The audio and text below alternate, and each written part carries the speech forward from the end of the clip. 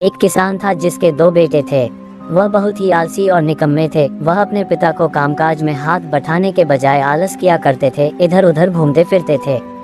किसान को अपने बेटों की बहुत फिक्र थी। वो सोचते थे कि मेरे मरने के बाद इनका क्या होगा, यह अपना पेट कैसे भरेंगे, अपने परिवार को कैसे संभाल पाएंगे। एक दिन किसान की हालत बहुत ही गंभीर थी, कहने का मतलब किसान मरने की हालत में था। तभी किसान ने अपने दोनों बेटों को बुलाकर उनसे कहा कि हमारे खेत में एक खजाना गड़ा हुआ है, लेकिन वह किस जगह है उसकी जानकारी मुझे भी नहीं है, लेकिन खोदने बाद तुम्हें वो खजाना मिल जाएगा। इतना कहकर किसान भगवान को प्यारे हो गए।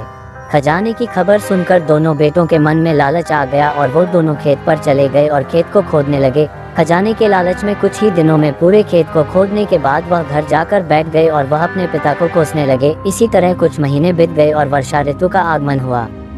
किसान के बेटों के पास पेट भरने के लिए सिर्फ एक ही जरिया था, वो है खेती। तब बाकी किसानों की तरह किसान के बेटों ने खेत में बीज बोने शुरू कर दिए। वर्षा का पानी पाकर वह बीज अंकुरित हुए और देखते ही देखते खेत लहराने लगे। ऐसा लग रहा था कि हवा के झोंके से लहरा रहा था। ये देखकर किसान के बेटे बहुत खुश हो गए। उनको समझ आ गया कि परिश्रम ही सच्चा धन होता है और वो उसी तरह से अपने पिता के शब्दों का मोल भी समझ गए और अपने कामकाज में लग गए।